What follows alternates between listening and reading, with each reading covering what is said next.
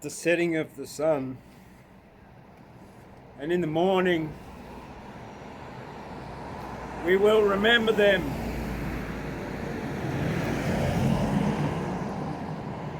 I'm here in Guyra in the evening of Anzac Day 2020 to read to you my tribute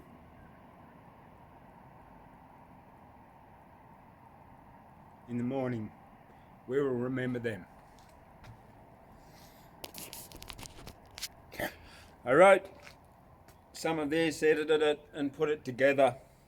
I didn't write much of it really, I put it together to honour all of our ancestors who fought and died in every war from 1788 forward to now. The Indigenous warriors and the non-Indigenous who gave their lives fighting for their beliefs and for their freedom. In 1976, as a 6-year-old, I remember going for a walk with my grandmother early in the morning, and she told me about my grandfather, William Musgrove, and my Uncle Joe, Frederick Joe O'Shea. He'd been an intern or been a prisoner of war in World War II. We arrived at the Echuca War Memorial early on Anzac Day. There was no one there, just me and my grandma. And a photographer, and I was photographed on the Repairian Herald.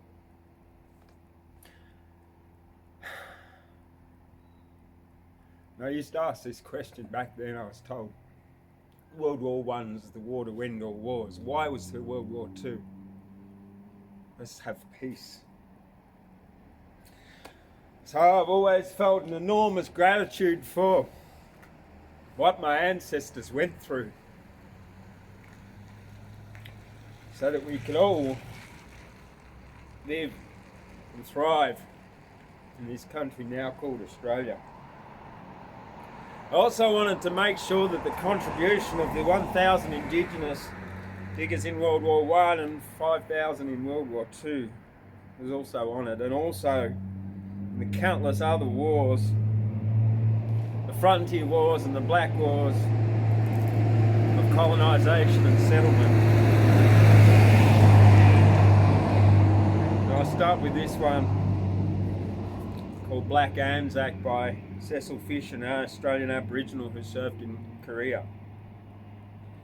They have forgotten him, need him no more, he who fought for his land in nearly every war. Tribal fights before his country was taken by Captain Cook, then went overseas to fight in Gallipoli and Tobruk. World War I, 2 black Anzacs were there. France, Europe's desert, New Guinea's jungles did his share. Korea, Malaya, Vietnam, again black soldier enlisted. Fight for democracy was his duty, and he insisted. Back home went his own way, not looking for praise like when he was a warrior in the forgotten days. Down on the Gold Coast, a monument in the Borrowing, recognition. At last his praises they're starting to sing, this black soldier who never marches on Anzac Day. Living in his gunya doesn't have much to say. Thinks of his friends who fought, some returned, some died. If only one day they could march together side by side. His medals he keeps hidden away from prying eyes. No one knows, no one sees the tears in his old black eyes. He's been outcast, just left by himself to die. Recognition at last. Anzac, black, hold your head high. Every year at Gold Coast, Yugambeh Borrowing site, black Anzac in uniform and medals, a magnificent sight.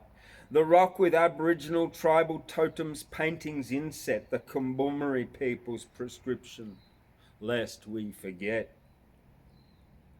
And I Got that from Creative Spirits website .info, Aboriginal Culture and History. Okay, the Mozzies are out here, and yeah, I'm fighting off the Mozzies like they had to in Vietnam, in the mud. Okay, this is The Coloured Digger by Sapper H.E. Barros, an old Aboriginal World War II soldier writing about private Western Indigenous man. He came and joined the colours when the war's God's anvil rang. He took up modern weapons to replace his boomerang. He waited for no call up, he didn't need a push. He came in from the stations and the townships of the bush.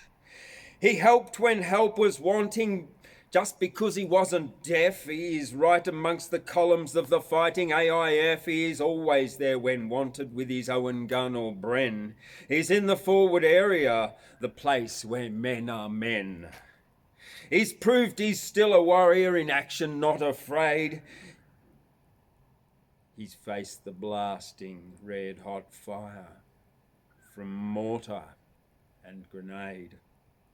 He didn't mind when the food was low or we were getting thin. He didn't growl or worry then, he'd cheer us with his grin. He'd heard us talk of democracy, they'd preach it to his face. He knows that in our federal house there's no one of his race. He feels we push his kinsmen out where cities do not reach, and Parliament has yet to hear the Abbo's maiden speech. One day he'll leave the army, then join the League he shall, and he hopes will give a better deal to the Aboriginal.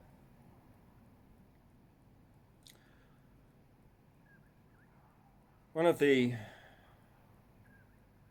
most important, in my opinion, Indigenous Australian poets is Oodgeroo Noonuccal, Kath Walker. And so a lot of people know of her poetry, but they don't know of her history. And she was born on the 3rd of November in 1920, a descendant of the Noonuccal people of Minjerribah, formerly known as North Stradbroke Island. Minjerribah, it's now known as Minjerribah, formerly known as North Stradbroke Island, off the coast of Mianjin, formerly known as Brisbane, in some place formerly known as Queensland. And after leaving school at 13, to find work to support a family, she enlisted in the Australian Women's Army Service in 1942. She was 22, and also both of her brothers were enlisted and they were captured by the Japanese at the fall of Singapore. So there's an interesting bit of poetry history for you. All right. Now, Flanders, well, that's where the poppies grow. And this one's written by a fella called John McRae, born in 1872, non-Indigenous, Vallenau, and he died in 1918. So it's about the fallen. In Flanders fields, the poppies blow between the crosses row on row that mark the places, and in the sky the larks sing bravely, singing fly. Scarce heard amid the guns below, we are dead short days ago. We lived, felt dawn, saw sunset glow. Loved and were loved, and now we lie in Flanders fields. Take up our quarrel with the foe, to you from failing hands we throw. The torch be yours to hold it high, if you break faith with us who die. We shall not sleep though poppies grow in Flanders fields. And I do have to show you this wonderful, beautiful sunset in the setting of the sun over there, and in the morning we shall remember them with our dawn services, lest we forget. This one's for the fallen, written by Lawrence Binion, 1869 to 1943. For the fallen. Okay. With proud thanksgiving, a mother for her children, England mourns for her dead across the sea. Flesh of her flesh, they were spirit of her spirit, fallen in the cause of the free. Solemn the drums thrill, death, august and royal, sing sorrow up into immortal spheres. There's music in the midst of desolation, and a glory that shines upon our tears. They went with songs to the battle, they were young, straight of limb, true of eye, steady and aglow. They were staunch to the end, against odds uncounted, they fell with their faces to the foe. They shall grow not old, as we that are left grow old. Age shall not weary them, nor the years condemn at the going down of the sun. And in the morning we will remember them. They mingle not with their laughing comrades again. They sit no more at familiar tables at home. They have no lot in our labour of the daytime. They sleep beyond England's foam. But where our desires are and our hopes profound, felt as a wellspring that's hidden from sight, to the innermost heart of their own land, they're known as the stars are known to the night. As the stars that are starry in the time of our darkness, to the end, they remain. All right. I'd like to finish off now with a contemporary one by Sandra Gale Heyman, and she's an Indigenous woman, and this was downloaded also from the Aboriginal Creative Spirits website.info, and she wanted me to tell you that this is her grandfather and great-grand-uncle enlisted in World War One, and her great-uncle Sergeant Smith fought in Gallipoli and was killed in France. And this poem is based on his actual war records and correspondence to the family, the Aboriginal soldier. He said goodbye to his family, sailing aboard a ship to hell. His mates were in the trenches with the mud, the blood, the smell. Like many who were with him, small towns from where they came to give themselves for freedom, for their country here, no shame. They stood side by side as equals, regardless of their skin. Ununited they were brothers as Fritz fire kept them in. Sergeant Smith got wounded Baghdad as he turned away. Machine gun fired and hit him hard and took his life that day. His mother received a letter to say he won't return. They sent home all that Smithy had, only when she learned. Not her son's belongings, a different soldier boy, the sadness heavy in her heart for another's pride and joy. His brother then decided to face the bloody war, fight for king and country, and all that he stood for before he had to board that ship. War's final days they came. Boys returned to their small towns, though their lives were not the same. We will remember all of them, courageous, brave and strong, a land far away from home where none of them belong. In their hearts and spirits dreamtime be the Aboriginal soldier who gave all for you and me. So thank you, Sandra Gale Heyman, for that contribution. And one more contemporary one now, written by me, Legend of the Bomber Gun. It's available in my book, Last in Nimbin. It's a post-apocalyptic future kind of a poetry, anti-war poem, I call it. War is over. That's what I like to hope. Forever. Let's go. legend of the bomber gun. Henceforth the sleuthen warp was hest, no more warp keel est. Legend of the bomber gun. Peace now reigns, but the rivs were blood. Over there in future earth, father tells his son a story. Long ago the rivs were blood, this story will be gory. Henceforth the sleuthen warp was hest, no more warp keel est. Legend of the bomber gun. Peace now reigns and the rivs are love. Warrender came in a gust of whoosh.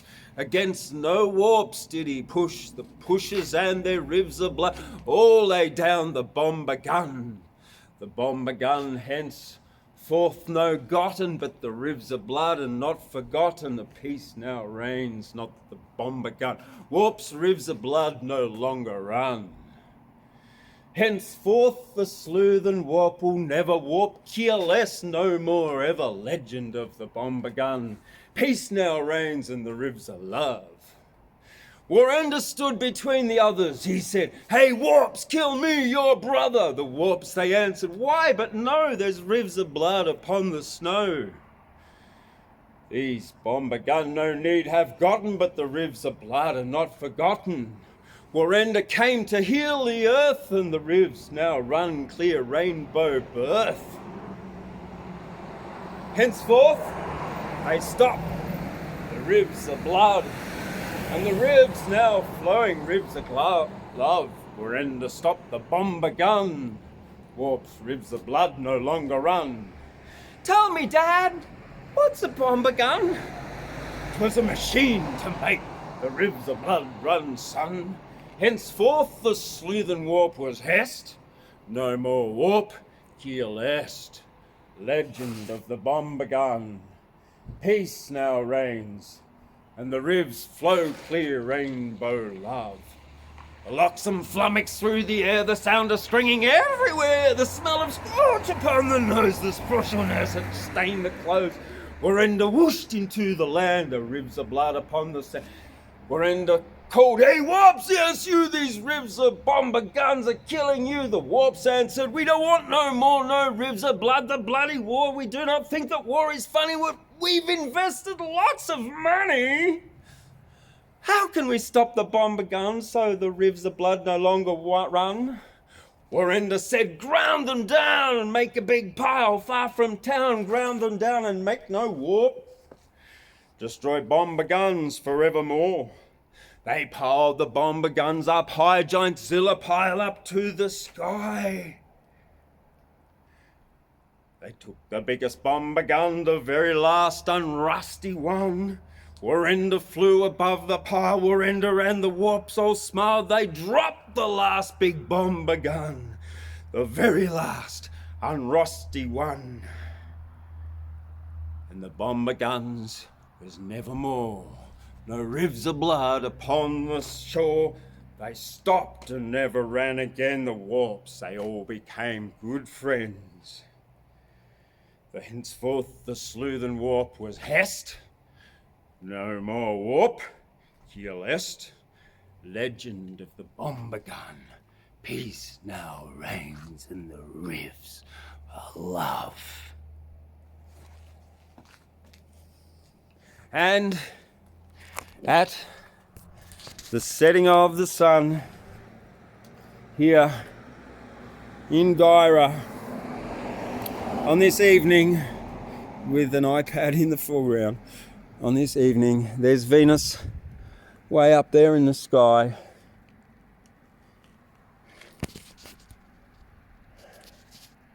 And at the setting of the sun, and in the morning, we shall remember them, lest we forget.